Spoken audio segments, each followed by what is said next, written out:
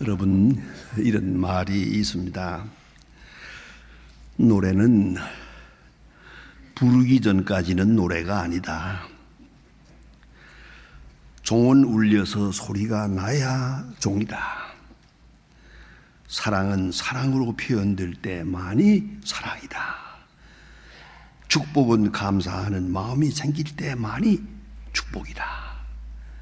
여러분, 감사는 느낌입니다. 많은 철학자들이 이성이 근본이냐 감성이 근본이냐 하는 문제로 수많은 날 동안 토론을 해왔습니다마는, 그러나 우리가 아는 대로 역시 감성이 먼저입니다. 누구를 딱 만났을 때 그 사람이 누구냐 하는 걸 알기 전에 딱 만나자마자 기분 좋은 사람이 있고, 주고받은 것도 없는데 딱 만나자마자 기분 나쁜 사람이 있거든요. 그건 느낌이죠. 아주 어쩌면 직감이기도 합니다. 이 느낌이 있고 그 다음에 그걸 설명을 합니다. 이래서 그랬고 저래서 그랬다. 그건 설명은 뒤따르는 겁니다.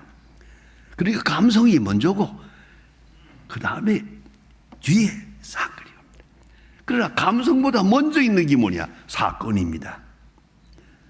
여기 바로 만남이라고 하는 겁니다. 아주 중요한 문제입니다.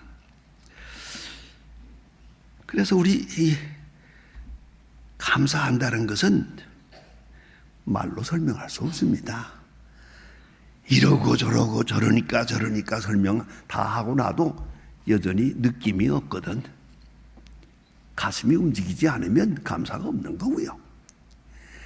생각하면 다른 사람들은 다 슬픈 얘기라고 하지만 아니에요. 그 사람은 느낌이 있고, 그리고 느낀 바를 해석을 하면서 오히려 감사하게 됩니다. 이 귀중한 진리를 우리가 빨리 터득해야 할 것입니다. 그래서 감사할 때 조건부적 감사가 있어요. 이건 동물학적 감사예요. 감사라기보다는 반사라고 말할 수가 있어요. 개에게 먹이를 주면 꼬리를 치면서 반가워하는 것 같은 거 말입니다. 이거는 조건 반사예요. 그런가 하면 사람은 그렇지 않아요. 어떤 문제에 부딪힐 때 좀 생각을 하고 그 다음에 반응을 합니다.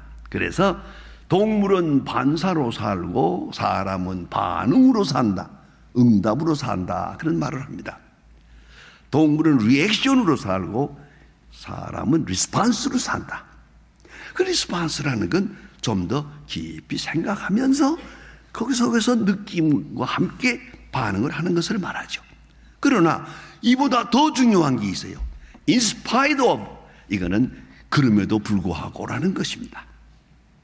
그러니까 if냐, because of냐, 아니면 in spite of냐, 이게 세 단계로 말합니다. 이건 이유 없습니다. 좋으니까 좋은 거죠. 느낌이 좋아. 이유는 묻지 마라. 그 다음 얘기예요. 무엇보다 중요한 것은 이겁니다. 내가 정말로 기뻐하는 수. 그 속 깊은 데서부터 오는 영적 체험, 이거는 말로 설명할 수가 없는 겁니다. 유명한 베르나드 쇼가 그런 말을 했습니다.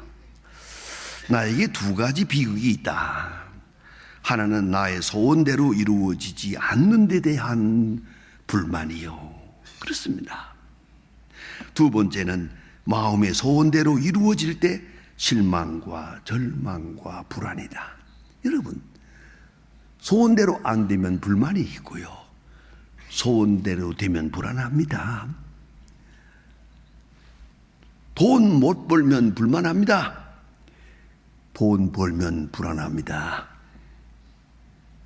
이걸 지켜갈 수 있을까? 아니, 어느 놈이 뺏어가나?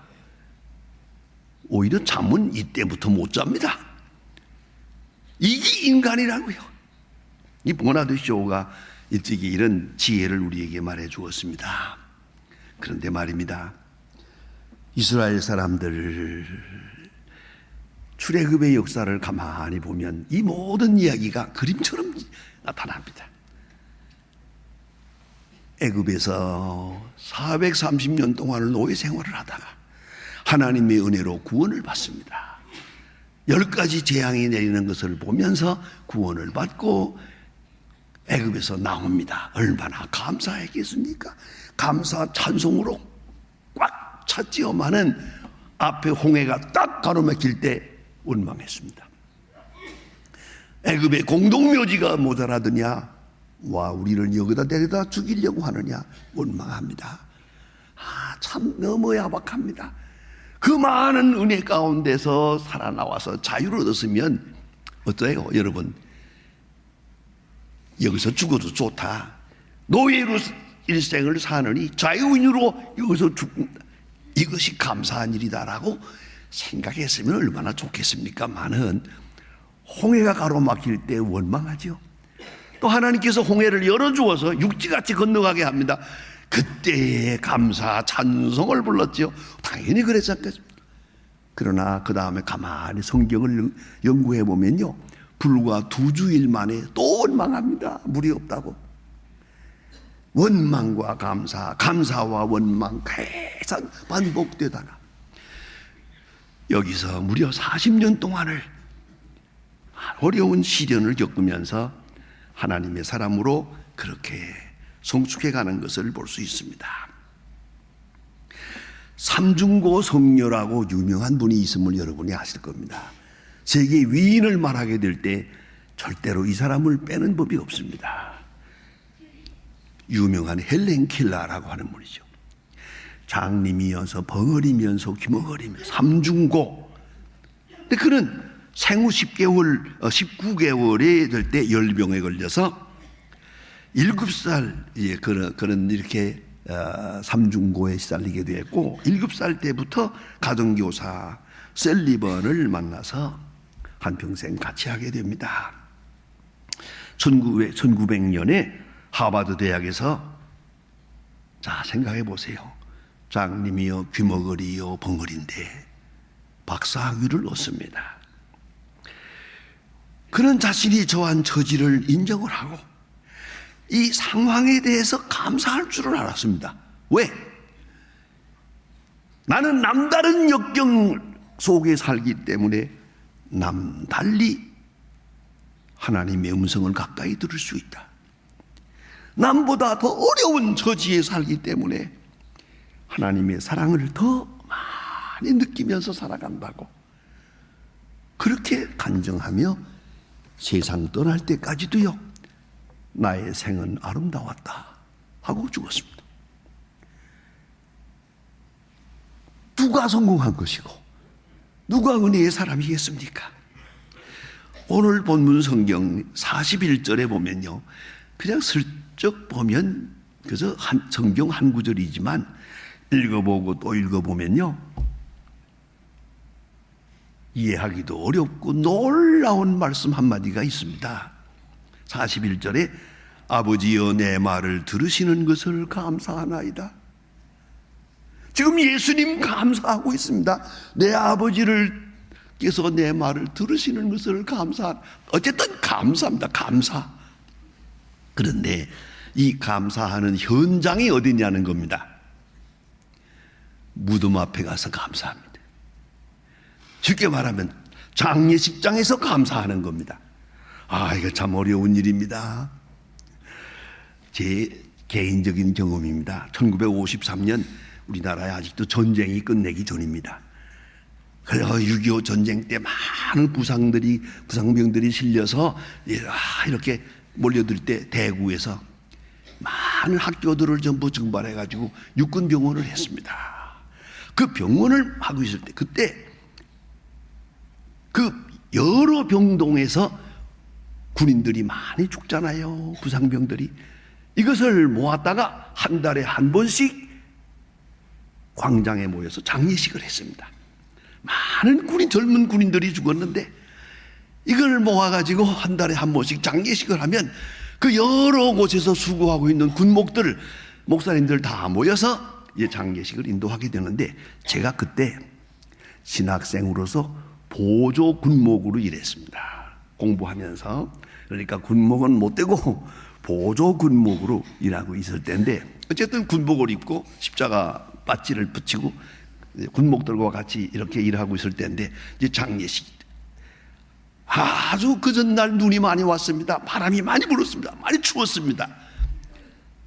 장례식 날은 고맙게도 눈이 오지 않았고 청청 하늘이고 춥기는 하지만 눈이 오지 않았습니다.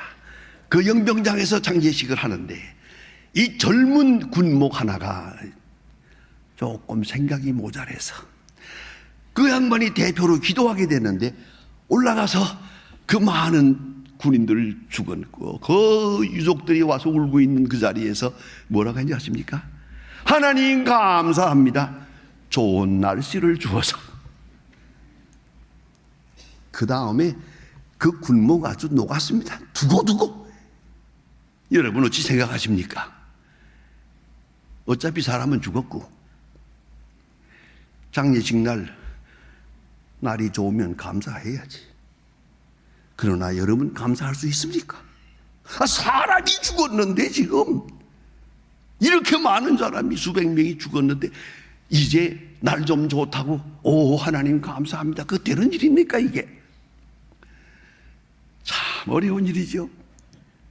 여기에 감사의 본질이 있고요, 철학적 근거가 있는 겁니다.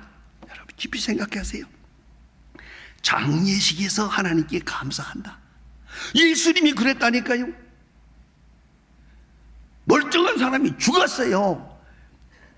그리고 무덤에 들어가서 썩었어요. 벌써 나흘이나 돼서 냄새가 나요.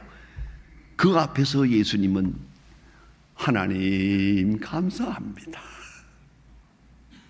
여러분, 이 역설적 진리를 우리는 깊이 생각해야 합니다.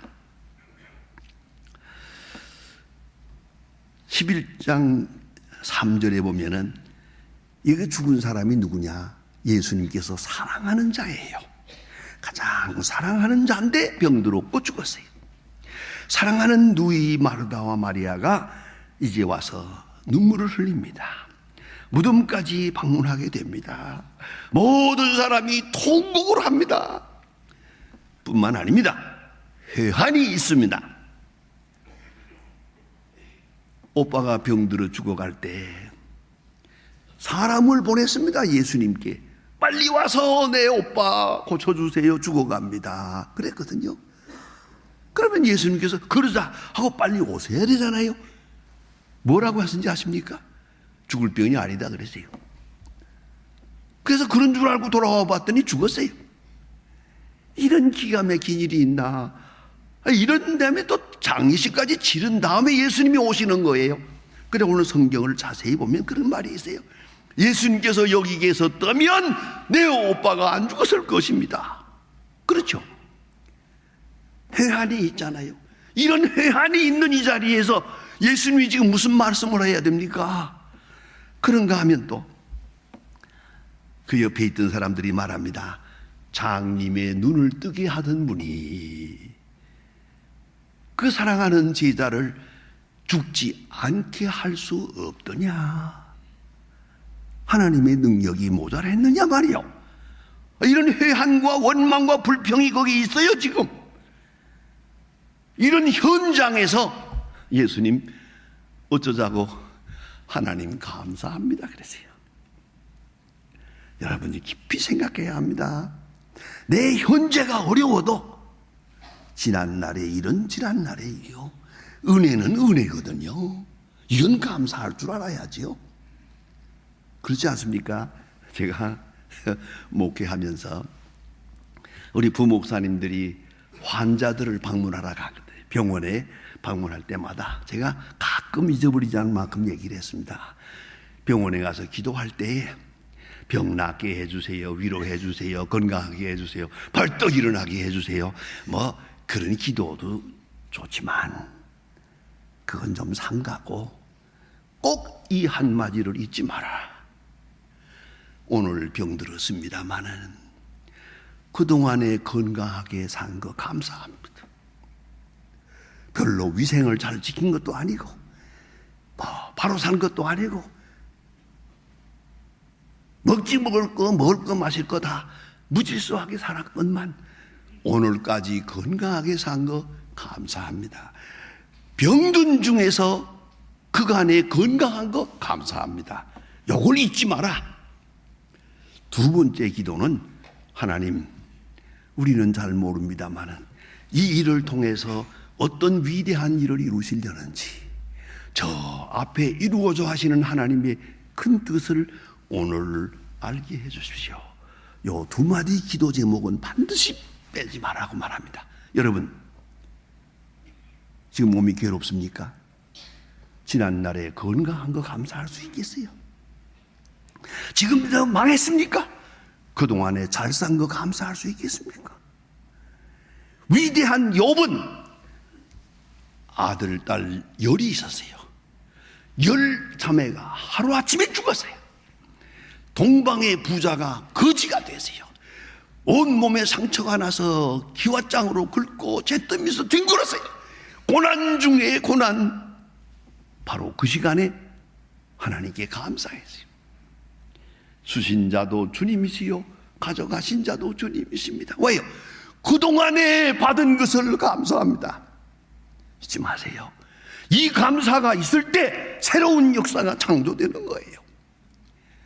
지금 내 형편이 얼마나 어렵더라도 지난달에 가만히 생각하면 그래요. 여기 연세 높으신 분들은 그렇습니다. 누가 뭐래도 6.25를 겪은 사람은 불평하면 안 돼. 살아있는 것만 가지고 감사한 줄 알고 그동안에 산 게 기적인데 무슨 할 말이 있어요. 어쩌면 기도 제목도 없어요. 넘치게 받았으니까.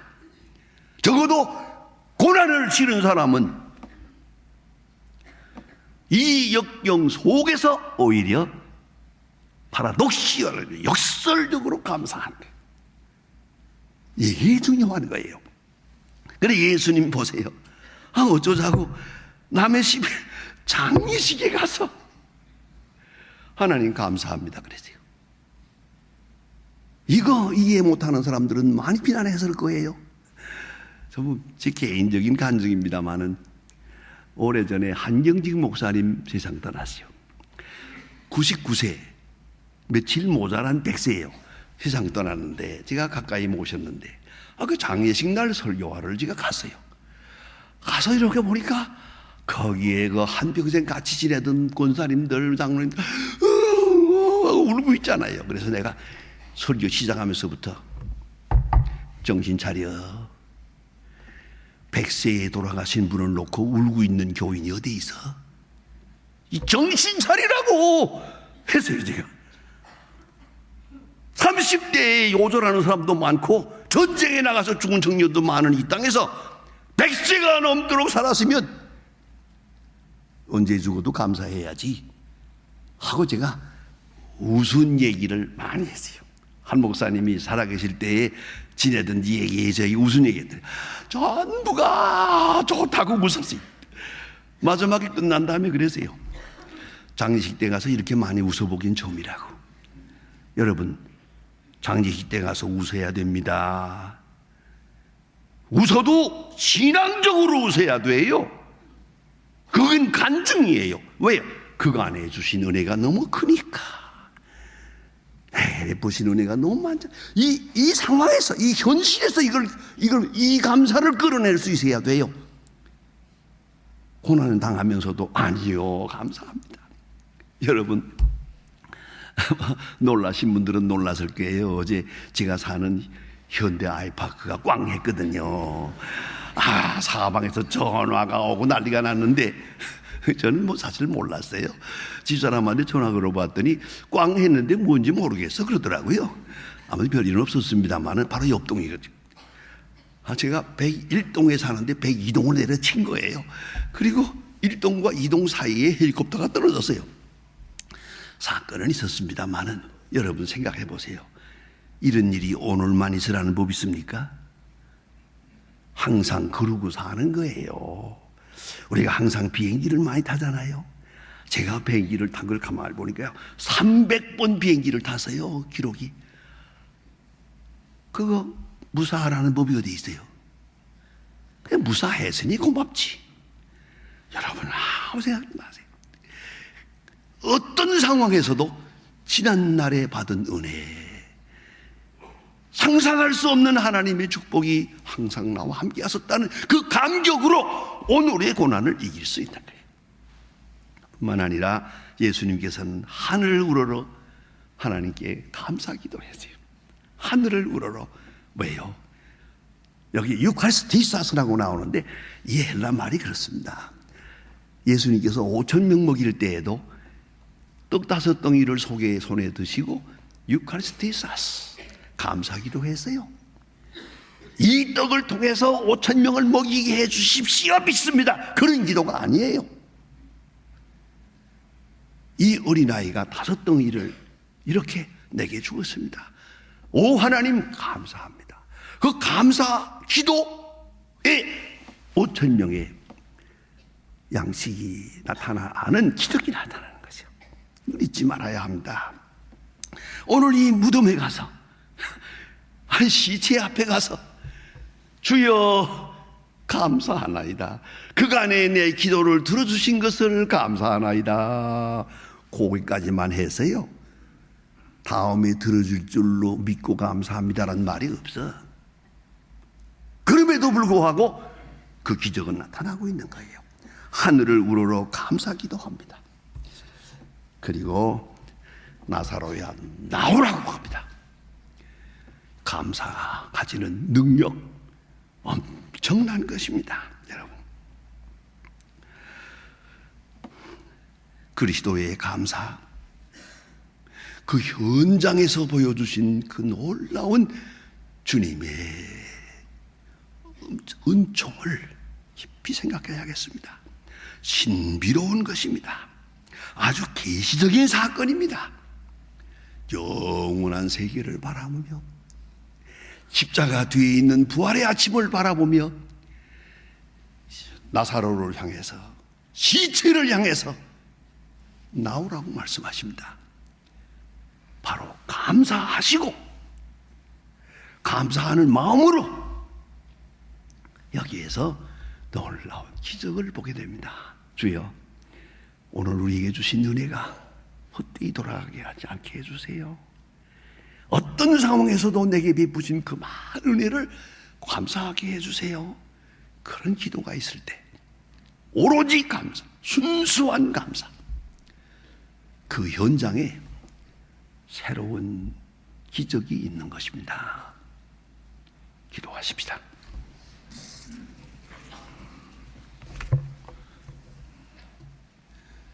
하나님 아버지, 우리는 많은 은혜 가운데 살면서도 감사할 줄 모르고, 또 때로 감사하다가도 조그만 어려운 일이 있으면 또 원망하고 옛날로 돌아갑니다. 미련함을 용서해 주시옵소서. 주님께서 무덤 앞에서 하늘을 우러러 감사한 것 같은 신비로운 감사가 우리에게 있게 해 주시옵소서. 그리하여 그 감사하는 그 감격과 그 능력으로 현상을 이기고 현재를 이기고 또 내일을 얻게 해 주시옵소서. 감사의 근본이 되시는 예수님의 이름으로 기도합니다. 아멘.